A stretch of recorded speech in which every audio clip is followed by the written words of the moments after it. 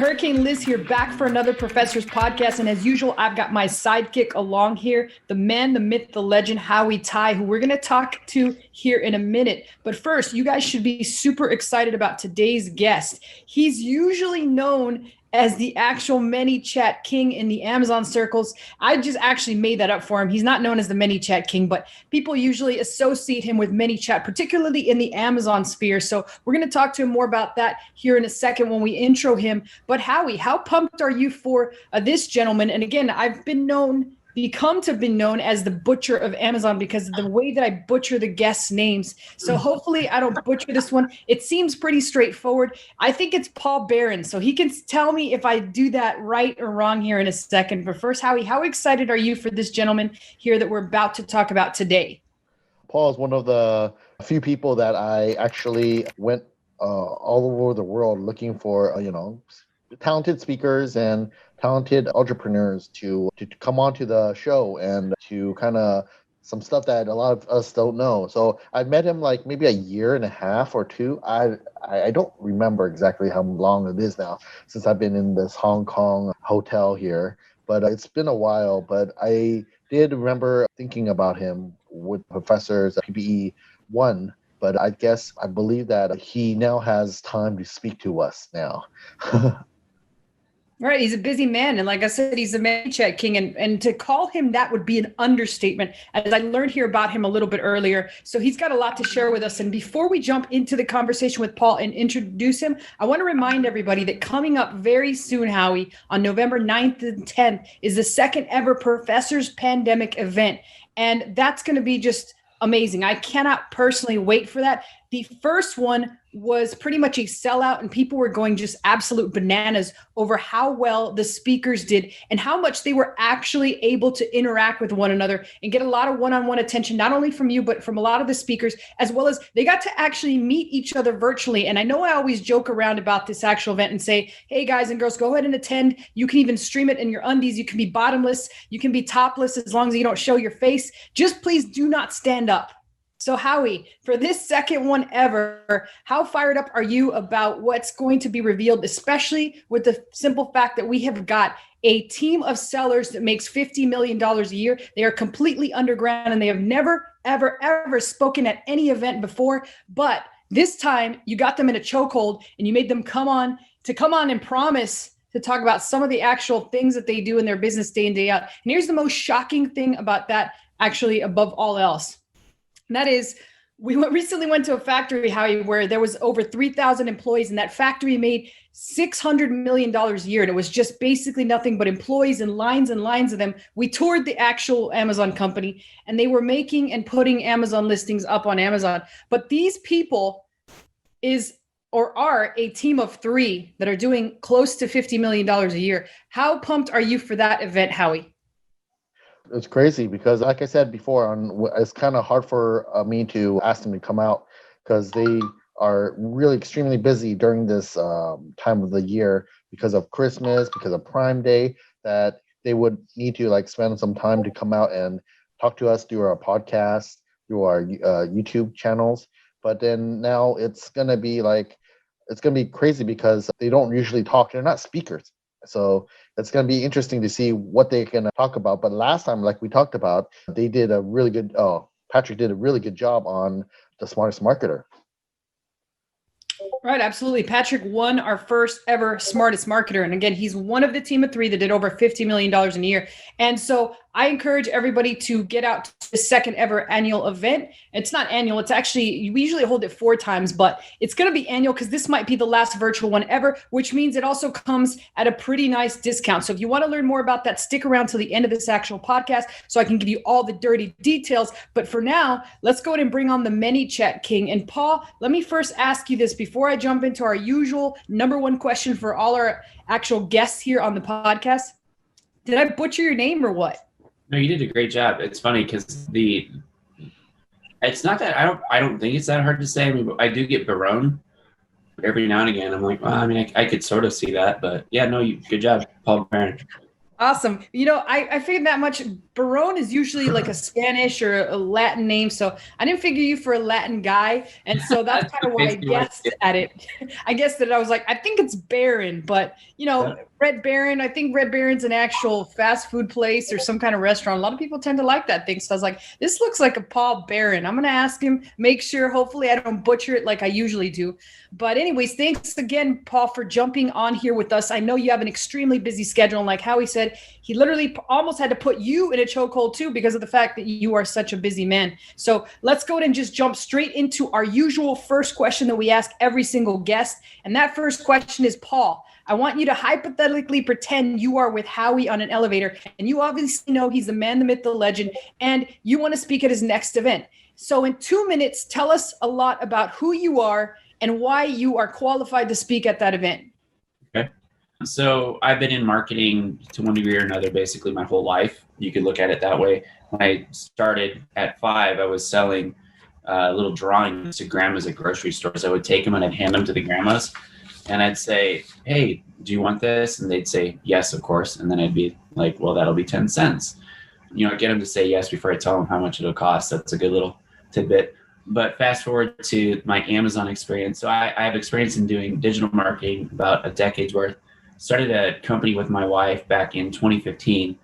And within a year, we were flown out to New York to be on the Rachel Ray Show. We had a meeting with Barbara Corcoran. And we were featured in Forbes magazine all within about a year and a half of launching. And I started doing like speaking engagements around the world and stuff. My very first speaking gig was actually about building a brand that the media loves and how you can kind of hack your way to get some awesome media attention. We went on to, we're in the baby space. So our products have been named best in category by parents.com. If you do a search for what we sell, we'll come up in the 7 of the 10 top like best of lists that are on page 1 of Google. By next year, we'll be in all 10 of 10. So I feel like I'm pretty good building a brand that people love. And the ways that I do that is I leverage Nano-influencers, which a lot of people don't really know what they are, how to use them. And I really focus a lot on chat marketing. And so like you were saying, in the community, people know me as like the chatbot guy, or I like what did you say, that the chatbot king, manychat king? That's funny. Manychat king. Yeah. So people know me as that guy because I started a course back in 2018. It was the first course actually ever on chat marketing, and the first definitely for Amazon sellers. And we were teaching people how to launch and rank products, build audiences, and get reviews using manychat.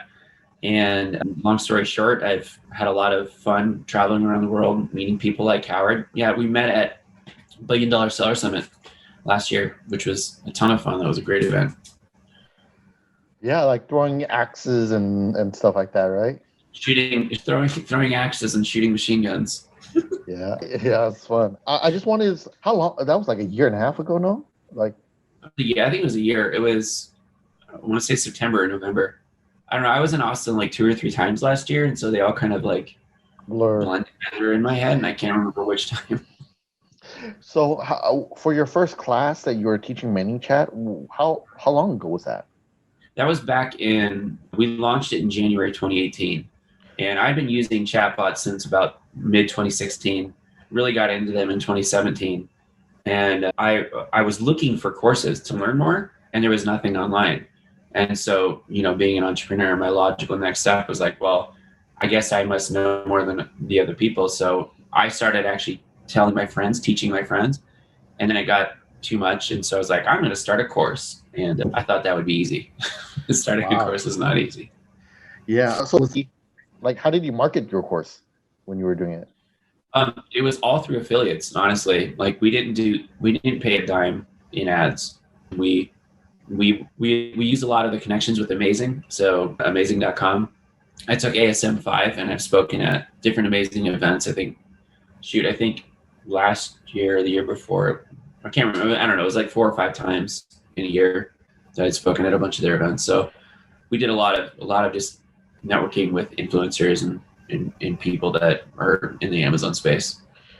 So just tell our audience, regarding manychat and your expertise in branding, what do you feel like you really hit the spot on? What's your true expertise in manychat? What's so different about you than other people who know manychat, we could say? Well, I guess first and foremost, most people that you're learning from learn from me. So there's that. Most people that you're learning from now took one of my courses or did something, which I think is really cool.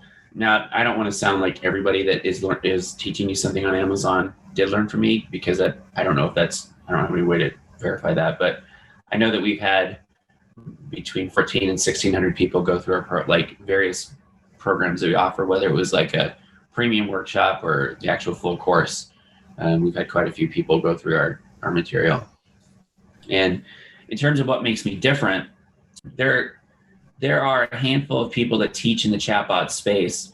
Some of them don't even actually sell on Amazon. If they're, you're teaching the Amazon sellers, there's a few people that teach chatbots and like run chatbot campaigns, and they don't even sell on Amazon, which the reason why that matters, I don't know if I need to tell you, Howard, but Amazon changes like every single day.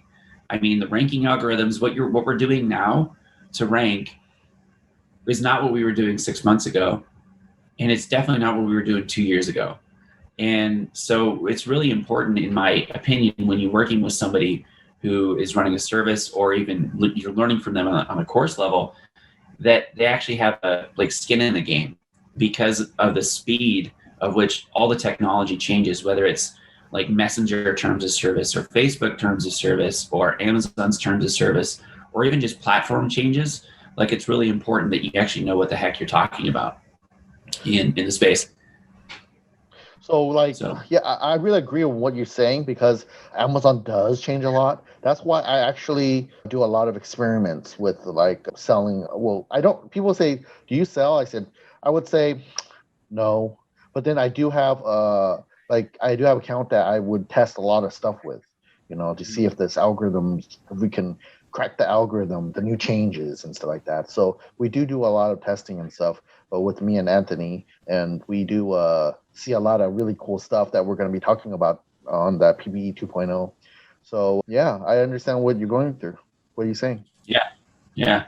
I guess the other thing that would make what I do different than what most people do is, prior to hitting record, we were talking about like everybody's so in love with these 100% giveaways. And it's really funny because they started coming into play, I'd say really about a year and a half, maybe even 2 years ago, that people were really liking them. I guess it was, mid 2018. And I personally never understood that. Like, back in the day, like Viral Launch, right? The service Viral Launch, prior to what, I don't know, I have no idea what's going on there now, but supposedly they're still in business. But you couldn't participate in their brand. Like I'd used them to launch products in the past, and I didn't like it, for one, because it was really expensive. I didn't like giving away my products for free. I think that that's a terrible business strategy, because we don't have consumables. Now, it's one thing to say, like, if you're selling like soaps or like supplements or something, you give away like a trial, something for free like that. Like, that's a normal business practice of loss leader. But I think that in my head, when I'm launching a product, I want to build a list that I can launch to again. So when I used Viral Launch way back when, I was like, I'm paying them to build them a list. For one, I didn't like that. I didn't have access to those people to sell to again. The second thing was, they're getting my stuff off like 90 to 100% off for free. And I was eating all this cost on the hopes that it would stick. And it's kind of a crapshoot. That's a lot of money that a lot of Amazon sellers can't really afford. So, thankfully, I've been really obsessed about building a real brand and really carving out a name for ourselves in our niche. And I feel like we've done a really good job of that. If you go to Amazon, if you know what I sell, which shouldn't be that hard, take 5 minutes Googling. But if you look for what we sell, our products are twice the cost of our competition on Amazon. And we even have some Chinese suppliers that are direct selling like 3-packs for like $12.99, and we sell a single item for $16.97 or $17, like $18.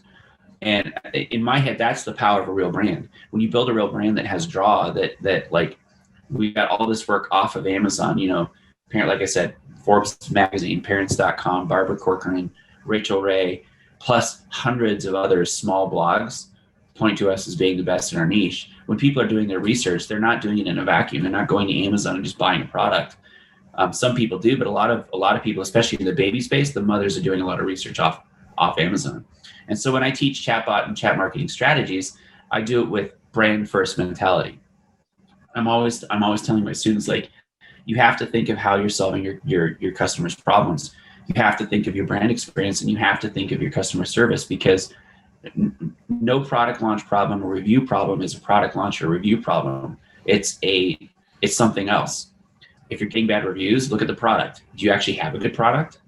Anyway, I'm going off on a rabbit trail, but I guess that's the one thing that sets me aside from a lot of the other educators, I guess, in the manychat space, is that I really focus on a long-term, building a solid brand long-term, and not just using quick, short hacks that may or may not work 2 or 3 months down the road. Yeah, you've got a pretty stable like skill set, Paul. I have to say, like, it's very diverse. You've done a lot of things, even though you've been classified as the manychat king. I kind of just made that up for you here. I kind of like the sound of it. But my question to you is, knowing that you have such a diverse kind of level of expertise of a lot of things at Amazon, what 3 to 5 topics have you considered talking about at the next actual Professors PPE event? Yeah, so what I'm really focusing on now is nano-influencers, and that's something that nobody in the space is talking about. And so I'll just boil it down to one, because that's the one thing that I'm talking about. I mean, obviously chatbots, there's ways to use them that a lot of people are not doing them correctly. But when it comes to influencer space, a lot of people, nobody's talking about influencers or nano-influencers. I mean, they might give it a shout out. And the problem is that most people, when they think of influencers, do it in a traditional method, which is they'll, I don't know, go out and like DM people and find them and ask them to partner with them, or maybe they'll go on Thomason or some sort of influencer marketplace. I mean, there was one called FameBit that was owned by YouTube, but now they're consolidating stuff at YouTube. But my point is that influencer marketing in itself, getting it to work right, and if you're trying to do it yourself, is kind of hit or miss. And that's why I feel like a lot of people they don't really like talking about it, or haven't figured it out. Like, we all know, right? Like, Gary Vee, like, the dude's been raving about influencers since 2010, I don't know, 2012, something like that. And so we see all these big names in marketing and traditional marketing and digital marketing talking about influencers, but nobody in the Amazon space is. I don't know, Howard, do you know anybody? I feel like you're different in more people than I do. Well, there is some software out there that does do micro influencers. Viralytics, it's one of them. The last EE event we had Nets from Israel. He owns a software company that does micro influencers called Viralytics, as well as I think we are also doing micro influencers using promotional as well. So with Anthony, so we do use them as well. But we just, because we are a lot more into, like, we're more managed service with we're not like Viral Launch that is for the public, for everyone. We mainly do it for the bigger sellers, the enterprise level sellers. So we don't really announce what we do too much, but we do it, but probably not as big of a scale as you are now. Okay. Yeah, and that's what I'm seeing, is that people are talking about it. People are trying to figure it out, but we've been doing it. And so what we focus on is nano versus micro reading. Like, micro, depending on the source that you're reading, some people will define micro influencers between like followings of 10,000 to 100,000. I really find that the sweet spot is less than that, between 1 and 10. And we built an army of brand reps, brand ambassadors, whatever you want to call them. We call them brand reps because that's in the baby space on Instagram. That's what they're called. If you're in like the supplement space, for example, you'd be a brand ambassador. Beauty, you'd be a brand ambassador. So we call them this. But what we've done is, instead of working one-off partnerships with people, and typically what happens is the influencers want to get paid up front most of the time. And so let me give you an example. Like, we did a thing, I was trying to do this YouTube to manychat strategy a couple years ago. And my plan was here. So I feel like this is a really good plan. Okay. So you remember, like, back in the day, you could do a giveaway on Amazon with all kinds of different objectives, right? So you actually do Amazon giveaways. So you could do an objective of like, tweet this or watch this video. You remember that? Giveaway, Yeah. yes, giveaway. So what I did was I was bargaining with them. I said, hey, why don't you give us a decrease in cost if we drive you views? So I did a giveaway I did $150 strollers. So I spent $300 and I was driving them traffic to their video, bargaining down like their rate. And they didn't give it to me for free, which is what my goal was, but they still charged me like $750 for this video. And they put me, I was thinking, okay, this is great. And we get all these views. Like they have 50,000 people following. They're a small family with a baby. This is perfect. But they put me like 13 minutes into a 17-minute video, and they gave me like 30 seconds of time, and they mispronounced our name. And we had 5 people sign up for the review for the giveaway. So I was like, this is bullshit. Sorry, can I say that? This is garbage. Of course. Yeah, you could. We're not a family channel. Okay. I was so pissed because I'm like, you're like, oh, it's normally $1,500, but we'll give you a half off deal. Anyway, I was really pissed because they just wanted the money up front. They didn't care about saying my name right. They didn't care about driving this traffic. And that really pissed me off. And that just further reinforced, like every time we work with influencers where we pay them up front, I don't see any that's it. They just want the money and we're done. So what we do is we seek to create long-term partnerships with people that are aspiring influencers, and that's in the nano-influencer space. And so those nano-influencers with followings between 500 to 10,000 or 1,000 and up in our space, because we're baby products. They're all mommies. They're all stay-at-home mommies, and they just are trying to do stuff to get free products, maybe make a little bit of extra money on the side, because the average American family, like you bring in an extra $200 a month, like that's date night money, or that's saving for a vacation money.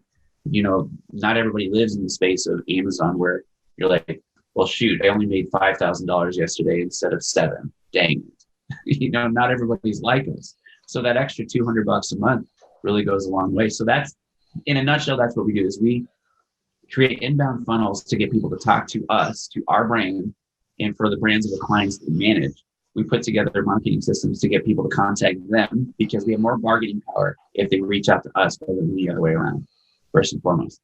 And then we have this whole system where we put them through.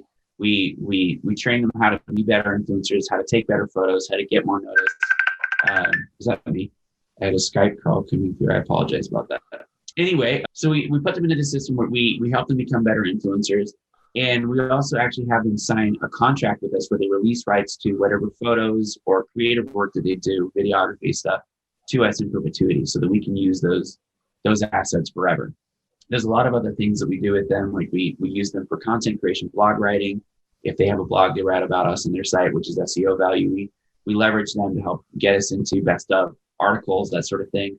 But to date, over the past 3.5 years, we're sitting on about 6,000 lifestyle photos, plus the 6,000 shout outs that we've gotten from them. So in terms of value, like the cost that we've gotten for this, like if you work with influencers in the past, typically an influencer is going to charge you at least $100 per post. Most micro influencers charge between $500 and $2,000 per post. So by the numbers, we've gotten over $1 million worth of either lifestyle photos or exposure. Because in the lifestyle photo end, you're going to pay like the low end $500 for maybe a 20 photo shoot, 2 location, maybe a half day shoot or something like that. So that would be what I would talk about at any event. I am talking about that at various events because it's super powerful. And instead of those one-off partnerships, we're building an army of people that love us, that rave about us, that have real people that follow them instead of like Kim Kardashians of the world. These are real mommies, and all of their friends are following them. So they're 500, they're 1,000, they're 2,000, 3,000 followers are friends of theirs. So they know them. So when they post about us, they're posting to an audience that already know, likes, and trust them because they're friends. And we use those photos in Amazon posts. We use them.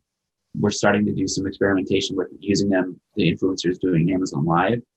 Where at the start of the year, we were training them how to be outside sales reps so that we can get to wholesale and boutique baby retailers.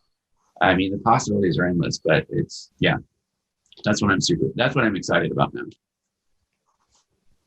Yeah, it sounds really exciting. Now, one other question for you, Paul, and then I know Howie's got a few for you, but I want to just go back a second. Even though the nano influencer sounds very sexy to me, it sounds incredible. I personally, I got a YouTube channel with like 20,000 followers, and you can't imagine all the things that I'm bombarded with. And I'm not sure if that is considered a nano or micro or what kind of influencer it is, but I do get bombarded with things quite daily. But my question is going back to the chatbot, because I know that's not what you're really going to be focused on talking about too much at the actual event. But I know a lot of people are wondering, from the ManyChat King, how do you see the future of chatbots? Are they still going to be doing what they do? Do you still see people able to be doing giveaways with them? Because I know they're overused, in your opinion. And I know that you also mentioned that people are in some ways using them the wrong way. But how do you see the future of chatbots, particularly in the Amazon space, since we're mainly talking at an Amazon event here? Yeah. So in general, the future is super bright because right now the only thing you really have to work with is Messenger.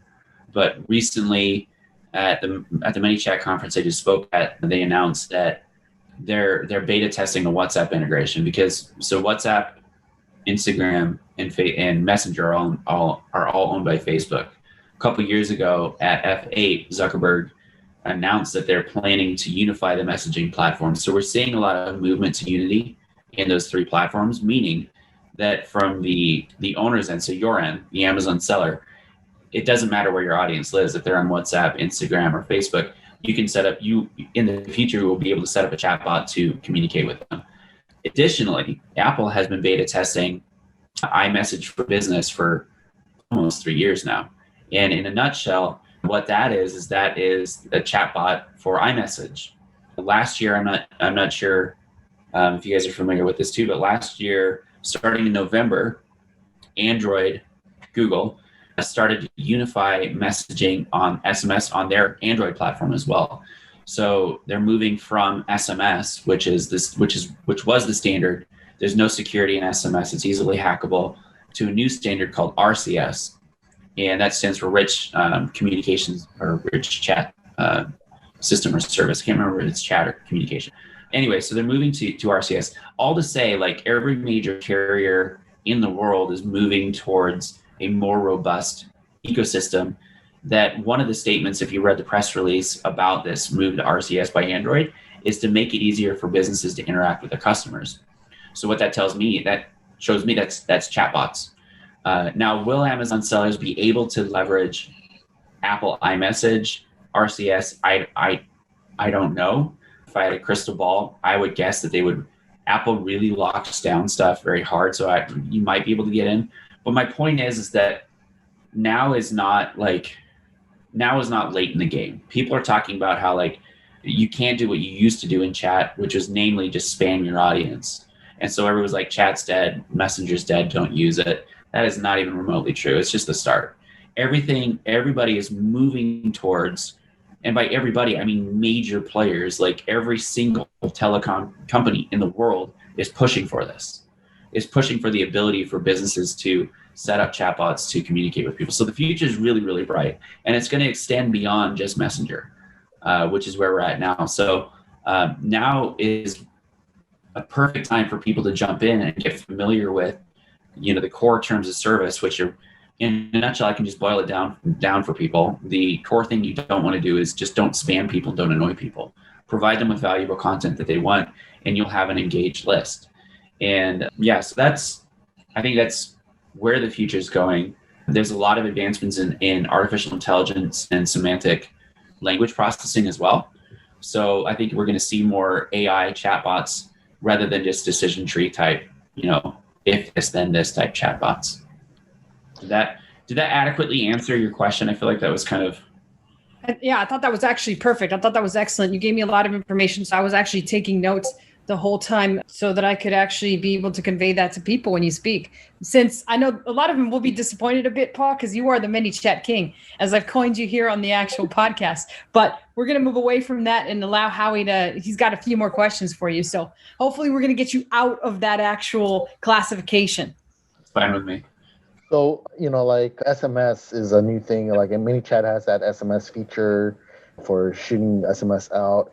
as well as a lot of the new, like what you were saying about like the integration between WhatsApp and Instagram and Facebook together. Like I think I remember there was an article that was telling everyone that people were able to go from a chat, from Facebook chat to an Instagram chat, like where they can they're like uniting those two platforms. So you don't have to have Facebook in order to talk to Insta. You don't have to have a Facebook account in order to talk to Facebook people. You can use your mini Instagram account. Yeah. And so for that, like, do you see any other problems other than, because when on the news I heard that, oh hey, Facebook's not going to be able to get a lot of targeting with the iOS crowd because Apple is going to make it harder for Facebook to be able to target them. Is that one of the problems that you see in the future, or is there anything else that you would believe it's a problem? I don't see it as a problem. The problems that people are running into now is not understanding the rules of engagement, if that would be a term, right? I mean, I was just on Facebook and somebody had said there's a new black hat tactic where your competitors are targeting your giveaway ads and reporting them to Facebook, and then you're getting your account banned. All right. So without knowing the data, just knowing what I know, I don't think it's black hat. I don't think it's your competitors. I think it's mismanagement. I think it's people inadvertently, unknowingly breaking Facebook's terms of service and getting their account banned. I don't think it's competitors doing this. I mean, it could be, but oftentimes the most simple, logical answer is the answer, and you don't have to go looking for some smoking gun with like some conspiracy theory. I don't think that it's like black hat people. And the reason for this is that the rules haven't changed on Facebook. They've just been refined. Since the advent of being open to message people, they've been very adamant, Facebook has, with how and why you can contact people. And there was kind of this Wild West period where literally you could just, build this list of 100,000 people and just broadcast message them whenever you wanted. And the problem with that is that it was really annoying people. And so what Facebook cares about, and as they expand into Instagram and WhatsApp, is their user base. Because if their user base gets annoyed by businesses on the platform, that user base is not going to be using that platform. So it's really important to Facebook for that user base to love using Messenger, to love using WhatsApp, to love using Instagram. And how they're going to protect that is by putting restrictions on businesses from spamming people, because they don't want it to turn into an email inbox where you ignore it and you hate it. So first and foremost, some of the problems that I see are balancing how you can get people to take an action, purchase, like promotional offers, with that, I guess, not annoying people. I don't know if I really said that effectively, but I mean, say like you run an ad, right? Let's say a normal giveaway ad. People are interacting with your ad, and then they make the purchase, and then you get the rebate, and then they move on. In the past, people would then blast that same audience with, broadcast them like, hey, we're running a new promotion. That would annoy people.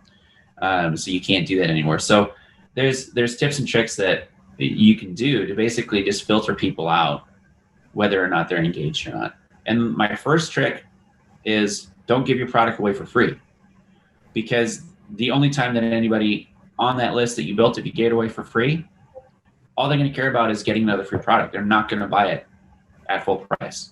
Like, giving away products for free to maintain rank is not a sustainable business practice. If you can do it so that you're launching products with a promotion at break even, bare minimum, or hopefully profitable, that's a long-term sustainable business practice. And when you think about it in those terms, and you think about it from your customer's mindset, and you put together an offer for him or her that would appeal to them, then you're going to be building a better list that will prevent a lot of this stuff from happening, getting your account banned and that sort of thing. So I'm just thinking that people build audiences they just built bad audiences, and they were inadvertently breaking Facebook's terms of service, which is what I'm saying. Yeah, I do agree with you regarding like training your buyers to get stuff for free, and that's not great for branding, right? So we had two scenarios where we had a group that we promote to as promotions, couponing, and another one regarding maybe like just a giveaway groups. So when we give coupons to giveaway groups, there was no one really wanted to get that promotion. But when we have another group who actually are used to getting coupons, then they will actually buy it with the discount. So it's two different kind of scenario. You don't want to train your audience to just get free stuff. That's not really that's not really great to keep them in your raving fans club, you know. So like you would say, right? So yeah, so you see that's the problem. So what do you think about the opportunities that you see for Amazon sellers? So I mean, there's always opportunities. I think that looking at, so do you want me to talk about chat specifically or just in general? In general, it's up to you. See whatever you want to say.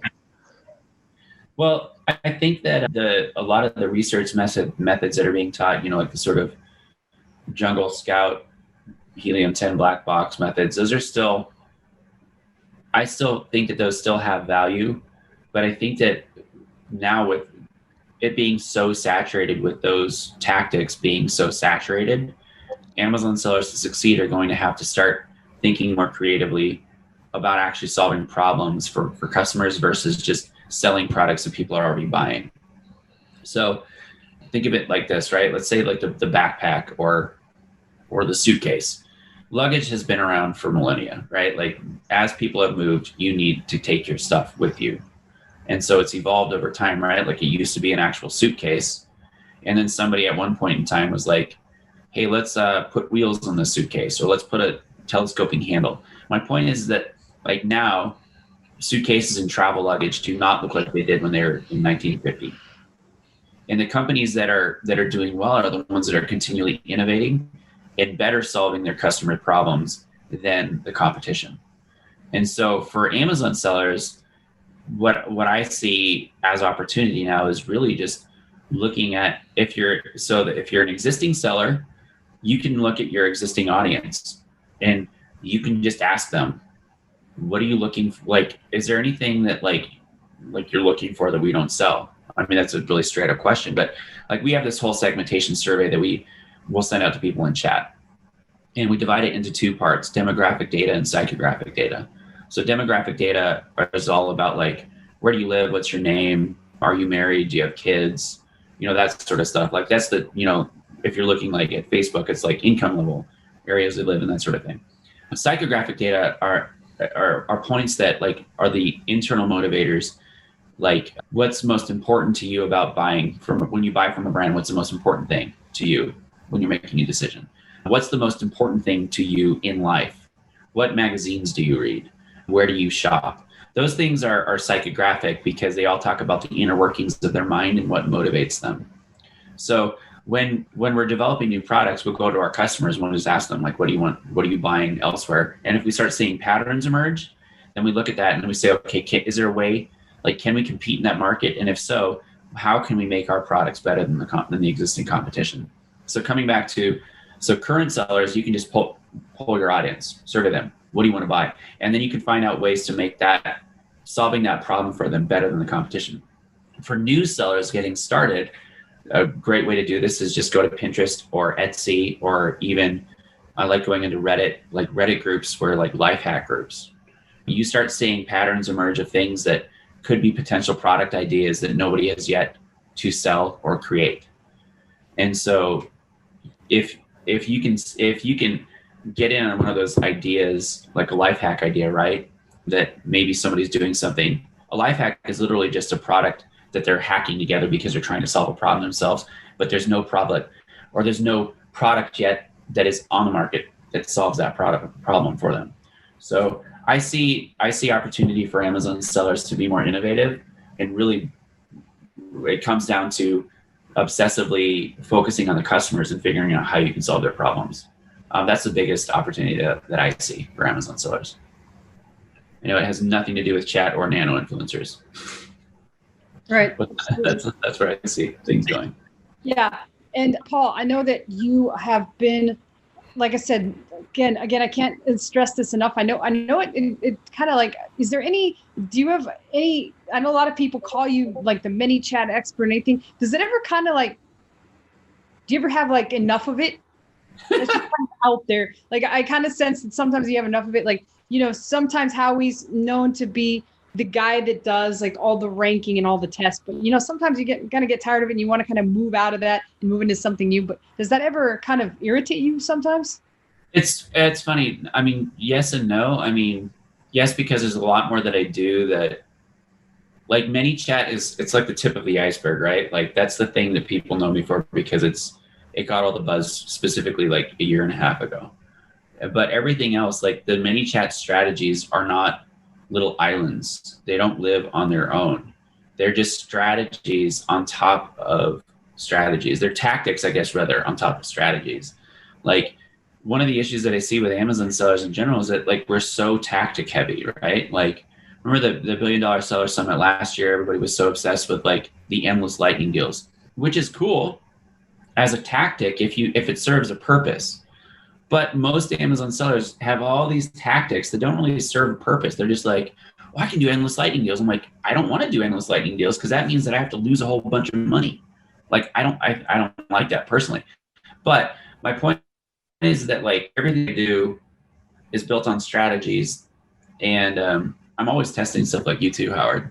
Like we've always got something going on, and most of my tests fail, but yeah. Yeah, and I'll tell you the other annoying thing about doing endless lightning deals is you got to stay in inventory. Like that becomes an inventory nightmare, especially right now with what we're seeing with customs. Like some of my stuff has actually been stuck on boats longer than 2 months. And plus I'm getting customs examination fees left and right. So I'm getting kind of slapped around there. So as you mentioned, lightning deals, an endless amount of them can be nightmarish. So Paul, once again, I want to thank you so much for sharing all your knowledge, all that you know, not just about chatbots, but it's very apparent that it's much, much more than that. Especially, I got a new name for you. It's the Brand Master. I think the Brand Master sounds a lot better than the manychat King anyways. So that's what I'm going to be introducing you from now on. I'm going to cross out the manychat part, even though you are an expert in manychat. And like you said, you were the very first course that ever originated talking about manychat. And a lot of the people that actually teach it now were people that were actually your students. So my hat's off to you, sir. And I wanted to thank you so much for being a guest on this podcast. And Howie, how did you find that? Did you get some good information? Anything that's going in your brain that you're ready to go out there and test out? Nothing right now. I have to go rewatch this podcast and see if I can remember if I can get some of the tips that he talked about. But I do really appreciate that he's came on the podcast with us, with the audience, and I can't wait until we get him on our PPE 2.0 event to talk about what wowing our guests. Hopefully they'll get so wow that they'll start retaking those manychat courses. Absolutely. Well, I kind of got a lot of great information from Paul, so I wrote down a ton of ideas as he was talking there. And thanks again, Paul, for being a guest on here. And now let's talk about that event. We know that Howie's a man of few words. He doesn't say much. Thank goodness that I'm here to be able to say those words for him. So this is the point in the actual podcast where I want to invite everybody out there to find out more information about the second ever Howard's Professors Pandemic event. Notice I put Howard's there because I was about to say annual again. I don't know why I keep saying annual because it's not annual. So if you want to find out more information on how to actually attend this event, it's at howardtai.com/PPE, the number 2. Don't spell it out, just put a 2. And once again, that event will happen virtually from the comfort of your own home. And as I said before, you can be bottomless, you can be topless, whatever. Just do not stand up. Put your screen black. However, you will get the chance to not only meet and greet with Howard Tai and over 13 brilliant underground speakers, as Paul mentioned, talking about tactics. Amazon is very tactic heavy, but they won't just be talking about that. They'll be talking about how they built businesses that make as much as $50 million a year, like Patrick and Jeremy, who have shared already brilliant information. In the podcast we did with them, they talked about how they had over $4 million stuck in their Amazon account when Amazon decided to shut down their account. Now think about what could happen if you had $4 million stuck in an account and not getting it back. I'm sure they sweat that one out. What do you think, Howie? Well, they for sure did, because they had to do like really crazy stuff to get Amazon's attention. Yeah, I'm even sweating thinking about it, but I'm going to try to get away from that topic because that kind of makes me nervous. I've had money stuck in Amazon before, and it's very nerve-wracking. So I cannot imagine what it would be like to have 4 million stuck. But again, they will be talking about that and the things that got them to where they are, which is a 3-person team making over $50 million a year. To sign up for that actual event, go once again to howardtai.com/PPE2. And that's pretty much a wrap for this one. Any last words from you two gentlemen before we say goodbye here? Paul, we'll start with you. Anything else? Yeah, I guess if you want to reach out, you can find me on Facebook. If you want to kind of take a look at the nano-influencer stuff and how that ties into chat marketing, you can go. I have a funnel set up that you can get a giveaway. Go to cmu.life/nano. And that'll walk you through a little funnel. I'll gather some information from you, and then I'll give you the templates that we use to find and attract nano-influencers. So it's cmu.life/nano, NANO. That's amazing. Awesome. I look forward to that information, Paul. And I also look forward to your chat at the second ever, and there I go again with annual Professor's Pandemic event. And Howie, here, what else do you have to say to everyone before we say goodbye here? I'm a man of few words. I don't really like to I don't know how to chit-chat too much, but I just want to say I can't wait for Paul's talk, and I hope you're going to wow us, Paul. There's no pressure. No pressure at all. And Howie, I know you're a man of few words until we get some Don Julio in you. Then, well, that's a different story. That's a different story. Well, I was about to say the same thing. I mean, if we were sitting at by a fire on the outside, like top floor of a hotel, sipping Don Julio, that is completely different because I've seen this guy in his element, and he is not. We won't be able to get him.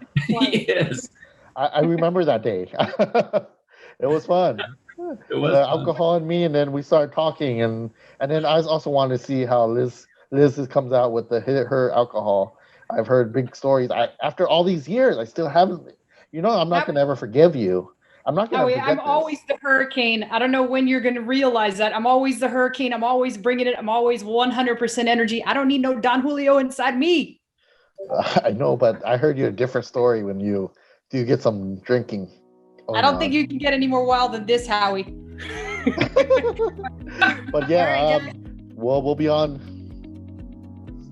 Guys, thanks so much for joining us, and I look forward to seeing all you guys at the second ever Professor's Pandemic event. Again, that's howardtai.com/PPE2. I'll see y'all soon. Take care.